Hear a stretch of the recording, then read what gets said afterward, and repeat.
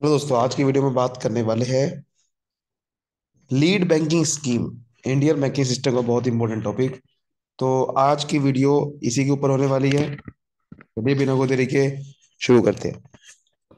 सबसे पहले lead banking scheme को समझ लेते हैं।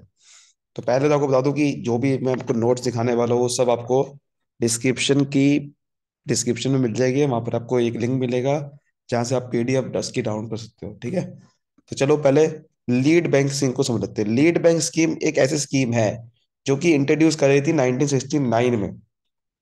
वो रिकमेंडेशन ली थी गार्डगिल स्टडी ग्रुप। अब पहले समझना पड़ेगा गार्डगिल स्टडी ग्रुप ने क्या रिकमेंडेशन दी थी, तो उसको पहले समझ लेते हैं। देखो, गार्डगिल स्टडी ग्रुप का जो आउटकम आया था वो 1967 में कराया था। इनको स्टडी दी थी, एक ग्रुप था, उनको एक स्टडी दी। और उन्होंने ये रिकमेंडेशन दिया कि nationalise bank provide 83% total credit, है ना। अब नेशनलाइज बैंक है जो, यानी कि जो पब्लिक सेक्टर बैंक्स है, वो 83% टोटल क्रेडिट देते हैं। Banking facility not available to 617 से लेकर 2700 टाउन में। इंडिया में इतने सारे टाउन में बैंकिंग फैसिलिटी अवेलेबल है ही नहीं।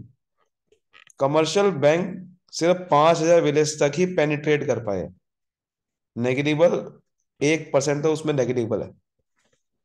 तो beside credit needs of agriculture, small scale industries, allied activity, जो छोटे छोटे बिजनेसमैन है, उनके लिए तो क्रेडिट फैसिलिटी निगलेक्ट कर रहे हैं। गांव में तो पहुंच ही नहीं रहे हम ज्यादातर। तो इसलिए उन्होंने रिकमेंडेशन दी कि बैंक को एक इंटीग्रेटेड अप्रोच फॉलो करनी चाहिए, कि जहां पर अनबैंक्ड एरिया है वहां पर भी जाए। Adoption of area approach. Area approach देखिए कि भाई हम ऐसी जगह भी बैंकिंग फैसिलिटी देंगे जहां पर कोई फैसिलिटी है ही नहीं। तो each bank should adopt an area, कुछ एरिया सेलेक्ट करे कि हम यहाँ पर भी ऑपरेट करेंगे। एग्रीकल्चर को सपोर्ट करे बैंक, स्मॉल स्केल इंडस्ट्री को सपोर्ट भी करे। उनको एक डिस्ट्रिक्ट आइडेंटिफाई करनी चाहिए, smallest geographical unit for the scheme, कि एक जो बिल्कुल सबसे स्मॉलेस्ट ज्योग्राफिकल यूनिट है उस डिस्ट्रिक्ट को आइडेंटिफाई करे, वहां अपनी ब्रांच खोले, वहां पर उनको क्रेडिट दे जिनको एक्चुअल में जरूरत है। तो ये गार्डगिल स्टडी ग्रुप ने कहा, तो इसलिए उनके हिसाब से तब जाके लीड बैंक स्कीम आई। 67 में तो उन्होंने ये रिकमेंडेशन दी थी। 69 में जाके ये रिकमेंडेशन से हमने लीड बैंक स्कीम बनाई। तो national credit council in lead bank scheme. अब हम समझते हैं इन्होंने फिर लीड बैंक स्कीम में उन्होंने क्या करा, एक नेशनल क्रेडिट काउंसिल बनाई। नेशनल क्रेडिट काउंसिल दिसंबर 1967 में सेटअप करी थी। ठीक है, उसमें प्रायोरिटी सेक्टर में बैंकिंग बैंक क्रेडिट देना स्टार्ट कर दिया। प्रायोरिटी सेक्टर मतलब जो एक्चुअल में एग्रीकल्चर है, जिनको एक्चुअल में हमारा जीडीपी जिससे हमारी ग्रोथ होती है, स्मॉल स्केल इंडस्ट्रीज, उनको क्रेडिट फैसिलिटी ज्यादा दो। फिर एनसीसी ने अपॉइंट करा एक स्टडी ग्रुप अक्टूबर 1968 में under the chairman of professor doctor R D R Gadgil. इनके नाम से ही गाडगिल स्टडी ग्रुप पड़ा था। ठीक है, तो उन्होंने फिर ये अपॉइंट करा स्टडी ग्रुप, तब जाके एक उन्होंने सजेशन दिया कि एक ऑर्गेनाइजेशनल फ्रेमवर्क बनाओ ताकि हम सोशल ऑब्जेक्टिव को पूरा कर पाए, क्योंकि बैंक जो है वो वहां पर तो पहुंच नहीं पा रहा जहां पर एक्चुअल में जरूरत है गांव के लोगों को। तो वो रिपोर्ट सबमिट हुई अक्टूबर 1969 में।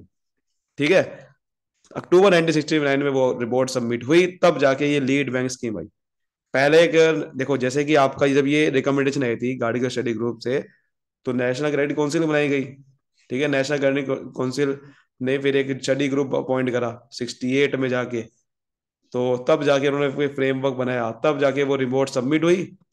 उस रिपोर्ट जब आई तो अक्टूबर 1969 में वो रिपोर्ट सबमिट हुई थी। फिर बाद में जाके हमारा लीड बैंक स्कीम बनी।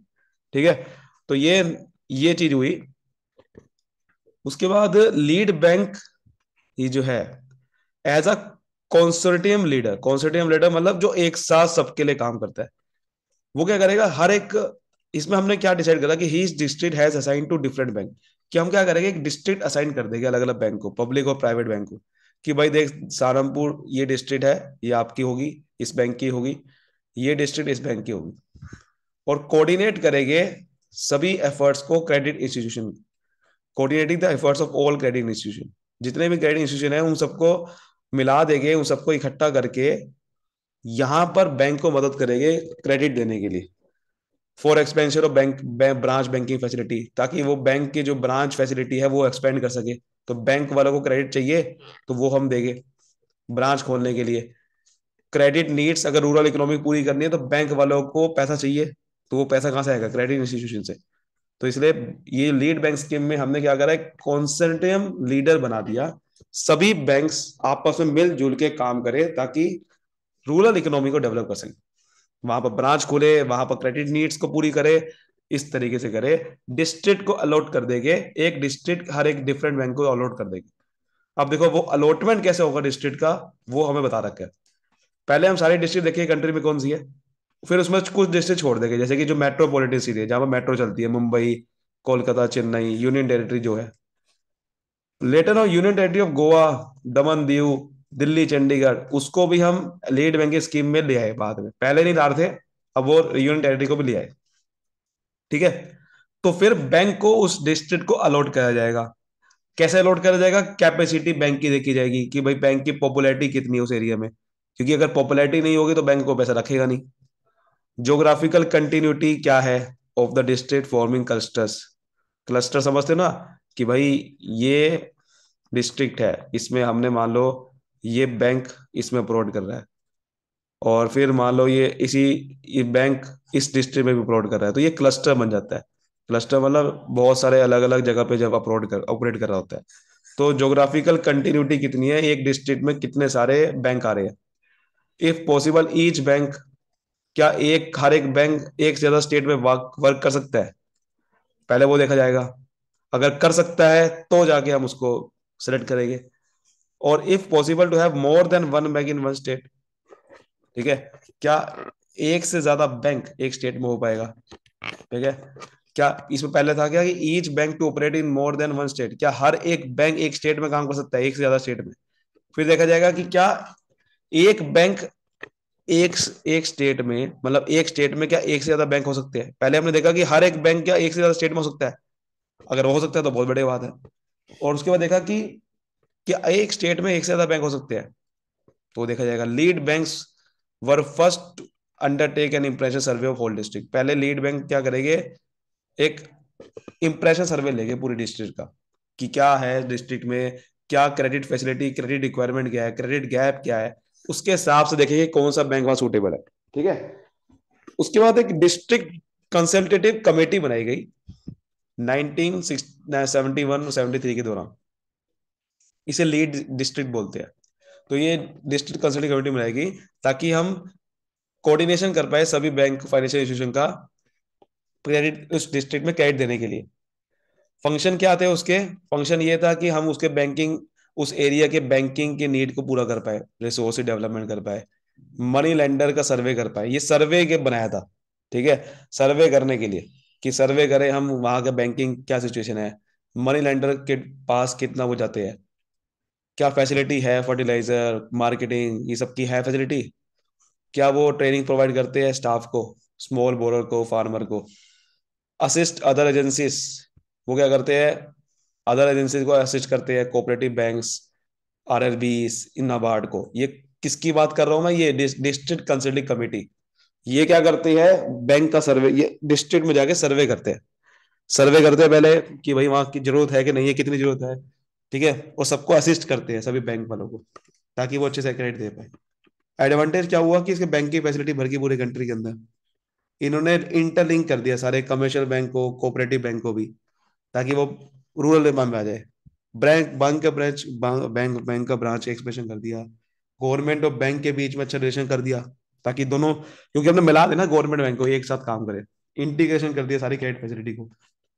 ठीक है। बोटल नेक जो है डेवलपमेंट नहीं होती डिस्ट्रिक्ट की, उसको लोकेट करा, उसको रिमूव कर दिया।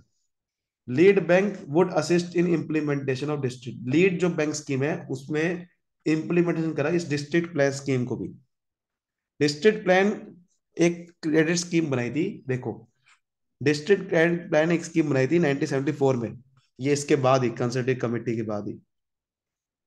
तो डिस्ट्रिक्ट क्रेडिट प्लान टेक्निकली और इकोनॉमिकली वाइबल स्कीम है, जो कि फाइनेंसिंग में मदद करती है। It is a plan of bankable scheme in agriculture, industry, service sector district में। ये स्कीम कोई भी फाइनेंशियल इंस्टीट्यूशन ले सकता है डिस्ट्रिक्ट में, ये फाइनेंशियल इंस्टीट्यूशन ले सकता है, ताकि वो फाइनेंसिंग करवा सके।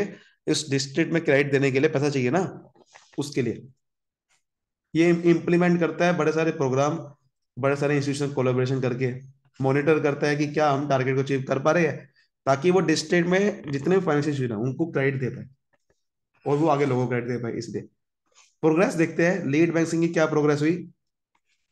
देखो 1974 में देखा जाए तो 90% जोग्राफिकल एरिया असम में, बिहार में, यूपी, ये ऐसे एरिया में कवर करे गए 1974 से। टू स्टडी ग्रुप अपॉइंट करेंगे आरबीआई ने in Gujarat and Maharashtra.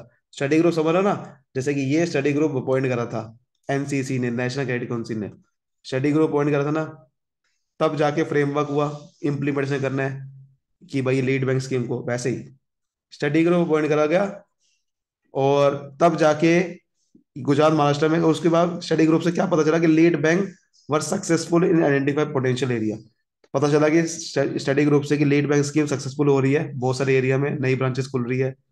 Formulation and implementation of DCP, यानी कि ये डिस्ट्रिक्ट क्रेडिट प्लान, वो थोड़ा स्लो है, उसका इम्प्लीमेंटेशन थोड़ा स्लो है, वो जगह जगह नहीं हो रहा। दे सजेस्टेड एनुअल एक्शन प्लान बना हुआ। उन्होंने ये सजेस्ट किया कि आप स्टडी ग्रुप ने कि आप एनुअल एक्शन प्लान लोगे, सालाना क्या करना है हमें, कितना क्रेडिट बचाना है, कुछ प्लान होना चाहिए, followed by annual credit plan. Annual credit plan से अब एक्शन प्लान बनाओ। वो कह रहा है कि by mid 90s the lead scheme, lead bank scheme 493 CC में कवर कर दी जाएगी। As on June 30 2014 25 public sector bank और एक private sector bank have assigned lead bank responsibility. 25 banks और ये जो एक प्राइवेट सेक्टर है उसको 671 डिस्ट्रिक्ट दे दी गई कि आप ये लीड बैंक स्कीम संभालो।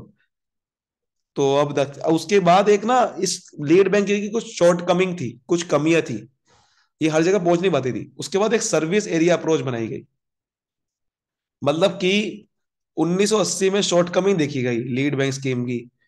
फिर 1999 में फिर ये service area approach approach service area मतलब कि हर एक ब्रांच और आरआरबी की अलॉट कर दी जाएगी 15 से 25 डिस्ट्रिक्ट। उसमें क्या था कि कोई फिक्स नहीं था कि कितनी डिस्ट्रिक्ट अपॉइंट करनी है, वो सेलेक्ट करती थी लीड बैंक स्कीम में कि हमने 25 पब्लिक सेक्टर बैंक, एक प्राइवेट सेक्टर बैंक को, हर एक को लीड बैंक स्कीम असाइन कर दी कि आपको इस डिस्ट्रिक्ट में अपॉइंट करना है। लेकिन इतने सारे डिस्ट्रिक्ट में एक बैंक कैसे इतने सारे ऑपरेट कर सकता है, इसलिए हमने सर्विस एरिया में क्या कहा कि एवरी ब्रांच एंड आरआरबी, जो रीजनल रूरल बैंक है वो स्पेशल उसके लिए काम कर रहा है, उसको 15 से लेकर 25 डिस्ट्रिक्ट सिर्फ इतनी अपॉइंट करी जाएगी। जितनी ब्रांच है और 15 से 25 डिस्ट्रिक्ट, उसे सर्विस एरिया बोला जाएगा कि आपको इतने ही एरिया में सर्विस करना है, इससे बाहर सर्विस नहीं करना। ये नहीं है कि आपको 671 डिस्ट्रिक्ट दे दी जाएगी, ये गलत हो जाए। इतने इतने सारे एरिया में वर्क कर नहीं पाएगा वो, तो इतने एरिया में वर्क करना है। और सर्वे करेगा वो, ये सर्विस एरिया अप्रोच में सर्वे करते हैं हम विलेजेस का। फिर विलेजेस को क्रेडिट प्लान प्रिपेयर करते हैं विलेजेस वाइज कि इस विलेज में क्या क्रेडिट प्लान, इस विलेज में कितना क्रेडिट चाहिए, उस एरिया में उसके हिसाब से क्रेडिट देंगे। क्रेडिट प्लान को मॉनिटर करा जाएगा लीड बैंक के द्वारा। जो एक लीड बैंक होगा ना, कि एक लीड बैंक है, मान लो कोई एसबीआई है, ठीक है, वो मॉनिटर करेगा। एसबीआई क्या कर रहा है, अलग अलग डिस्ट्रिक्ट में ऑपरेट कर रहा है ना, उसकी ब्रांच है, मान लो इसकी ब्रांच एक विलेज में है, फिर इसकी ब्रांच एक विलेज में है, तो उसकी उसको 15 से ब्रांच देगी मान लो, तो वो लीड बैंक कहलाता है। और वो लीड बैंक क्रेडिट प्लान कि वो देखेगा कि भाई जो उसको क्रेडिट प्लान दिया गया है, क्या वो क्रेडिट प्लान मॉनिटर करेगा कि क्या वो क्रेडिट प्लान हर जगह पे आपका अचीव हो पा रहा है कि नहीं हो पा रहा। समझ रहे हो बात को। एडवांटेज समझे तो branch can be concentrate on, branch जो है हर एक ब्रांच की ब्रांच डेवलपमेंट ऑफ विलेज पे फोकस कर पाएगी। डुप्लीकेशन नहीं होगा। डुप्लीकेशन का मतलब एक काम आप बार बार नहीं करोगे।